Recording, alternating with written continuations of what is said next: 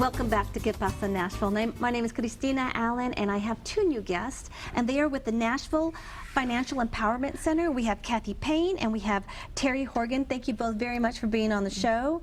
The Nashville Financial Empowerment Center, what exactly is that, Kathy? Well, our Empowerment Center is a system where we reach out to the community, and our goal is to help our clients receive financial stability. And we go about doing that in a few different ways. For an example, we focus in on 4 different areas, one being credit, so improving credit. The other one is to reduce debt. We spend a great deal of time on budgeting, and then we want to ensure that each and every one of our clients have access to what we consider to be safe and affordable banking.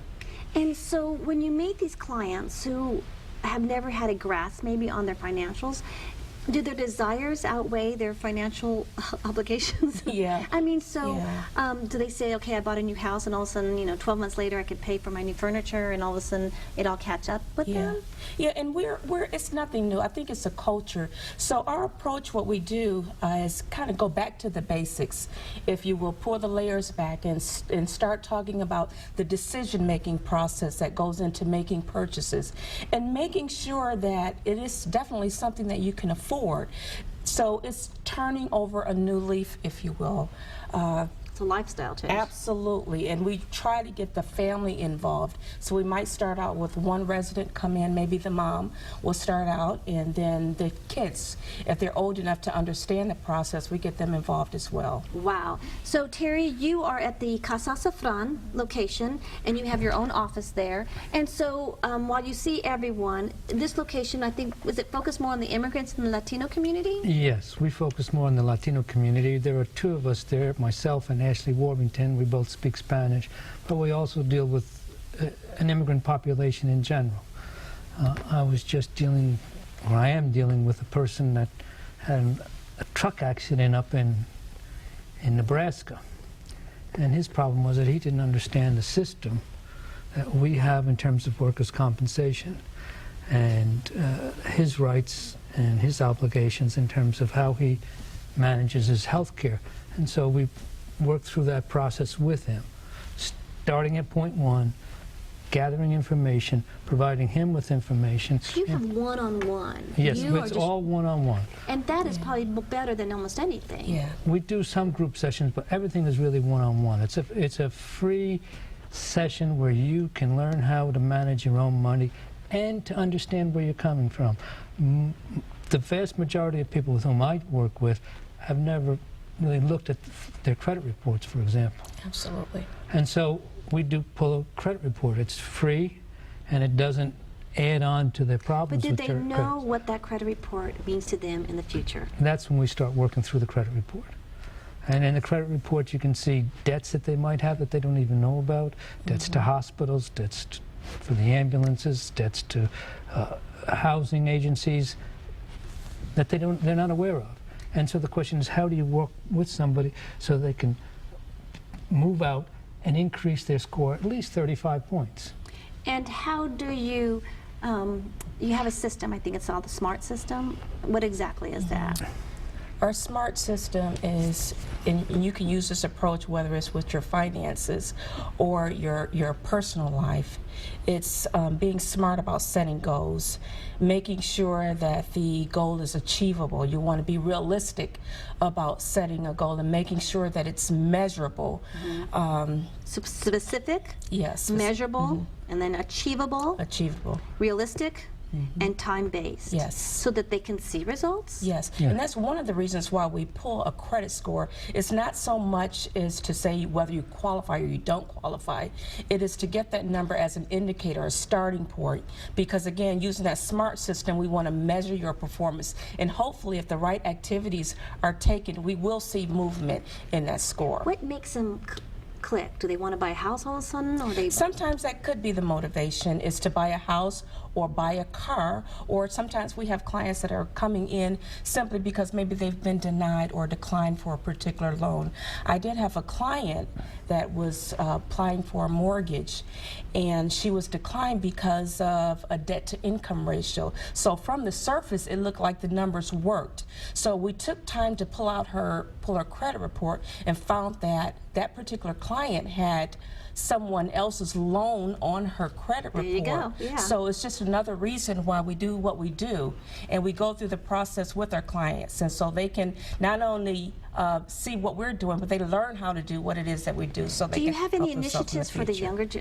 younger, the youth, to understand that? Because I had a friend in college, and she didn't know that when she signed her lease or the phone bill, she kept saying, well, it was her phone bill. She made all the long distance. I go, but it was in your name. Yeah. It's your name. That's all you have. So. Right, is that there's that problem. There's also a problem of identity theft. Oh.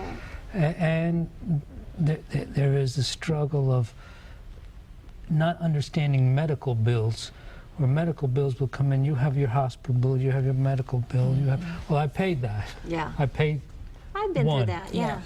You don't And- realize yeah. the ripple effect. And the other question is sometimes people have insurance, but they haven't, the insurance company hasn't paid for whatever service they've received at a doctor's office or in the hospital. And so sometimes you have to go chasing down after the insurance. Right. I had that with a case with a fellow today. Now he's on SSDI, which is Social Security Disability Income, and he only had $700 and some odd a month to live on, but he does okay. But he had a $19 bill that really should have been paid by his insurance company. So it's a Wow. question of finding out who the insurance company is, what insurance company had the policy at the time of the There's a lot of service, investigating. Yes, Oh, it God, that's is. exciting. and it's a lot of waiting on the telephone. I can see that. Now, tell me how this, the Nashville Financial Empowerment Center came to exist. Well, actually, what we're a replica of what's going on and have been going on in New York. New York started under Mayor Bloomberg. Yes. Okay. Yes. And Mayor Bloomberg started this process, and there were 20 or some odd financial empowerment centers in New York. And they saw the development of something that helped people get off the public Assistance dole. and stuff. And so because they set goals, they know they're achievable. And some great statistics I recently read, you have served over 1,800 clients. Absolutely. That is amazing. And since 2013, and that's pretty amazing right there. Yes. You have had debt reduction of over $900,000. Yes, ma'am. Huge measurable. And I think the most exciting is you have over, these clients have saved over $200,000. Yeah. I mean, that to me should be just a release of, I guess, feeling confined in your own world when you see your credit report, but knowing you're slowly paying it off or doing with it so that your long-term goals are met. Yeah. So is it difficult to get people to come to you, or they refer to you, or do they react to you? Well, the thing is just getting the word out. A lot of our client base is from word of mouth. So when we do get an opportunity to meet with a client, they in turn tell their family members or friends or other employees about us. And so a large percentage, Terry, would you say, are word Reference, of mouth? yeah. But we do have a lot of advertisement out, and we do a lot of group sessions, if you will, to get the word out.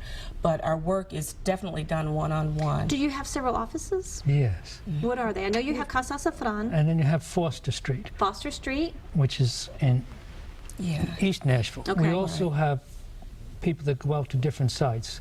For example, I also go to Room in the Inn And on work with Fridays and those- work with the homeless. The homeless have the same kind of problems that other people have, especially when they have income. And some of Yes. them do have some amounts of income. And so you have to work to try to help that individual learn how to control his or her own finances so Yes. that he or she can move into permanent housing and keep moving up. So do you are also, in a way, a social worker, because you realize other things that are affecting them, and you can refer. Absolutely. So you have a good web of resources to. Yes. So that is, I think, pretty exciting too, because you said you're unpeeling the past, Yeah, and we you have to pull go it back back, to the yeah. basic. Yeah. So how do we teach the basics? I think the biggest point is collaboration, helping people understand that there are a lot of different agencies out there that can help the individual. We have Habitat. Yeah, Kathy's tell worked me a about great those deal. success stories. Habitat, I had a client when we first started the program to come in, and he was just interested in improving his credit. And one thing led to another, so we started working through the credit, started getting on the phone, negotiating some of his debt, and he had an opportunity to apply for an application with Habitat, and there were still some things that we needed to do. But the wonderful piece about it, he had someone to go through the process with him, and that's what our position allows us to do. And we did that, and we just celebrated a closing a couple of weeks ago. I mean, that's a great success story. That's a great achievable opportunity for these people who might not realize they have that opportunity. Is there differences, and Terry, I don't know if this is a fair question, but is there differences in financial responsibility between the different ethnic groups, or is there a value placed on different things where they get caught into the system? Yes, you have people of the Muslim faith usually don't like to have interest, either paying interest or receiving interest funds. So you have to work through that process and work with others who know more about that. So they might be putting people in contact. The other issue is that I think there are a lot of people that have no understanding of how to get from point A to point B. Okay, so the steps it takes. Right. And I will say that I listened to Dave Ramsey when I was engaged, and it was all about saving for our wedding, my husband and I, and getting rid of debt. I mean, he taught me that. I got hooked. Yes. I was all, because we paid for our own wedding. I'm older generation parents, but I remember feeling like I can't spend. I was just so into the goal. But I just think with the youth, you know, we got to teach them to hold off on their desires, because they do get the cell phones and the cars or whatever, and that leads to, I guess, maybe not holding them back. So I think one of the biggest problems is sometimes we get mail that has information in it, and because it's not good information that we want to deal with, we put it on the side and we don't deal with it. okay, Right. I mean, basically, and you that have snowballs. Yeah. you have to think about money as being a tool. You can either dig a hole or build a mound. And Build a so, mound, yeah. right, there you go. And you built a mound to get married. Right. And But the I had mound the went goal. away. Yeah. I'm working on that. So with this, You created good habits. right. But I That got that can- from my parents, who were older generation and had Yeah. just a JCPenney's credit card and maybe a Sears for emergencies. Mm-hmm. Everything was cash because that's how they lived Yeah. and stuff like that. So the habits were from my parents and stuff. But as you move forward and as you grow, are you looking at continuing to open new offices? Yeah, that is something that we're hoping to do in the future. A lot of what we're doing right now is, Terry had mentioned, is we will go off-site. For an example, Terry is at the Room in the Inn, and on Wednesday, I am set up at the Nashville Career Advancement Center. Perfect. So we may not have a brick and mortar set up, but we do, if the opportunity is there, we will go off-site, and we're able to do that if the need is And great. the future is Skyping and Oh, yeah. iPad. Exactly. So the Telephone. Nashville Financial Empowerment Center, Yes. I'm going to thank you both for being on the show, Kathy and Terry, and we have your website, which it talks to you like steps that you can take, which is a Yes. great website. And please look at that website, as the Nashville Financial Empowerment Center can come to you or you go to them and see what you can do for your credit. Muchas gracias, and thank you for joining us each week. Gracias. Let me stay here for a second. The thing is,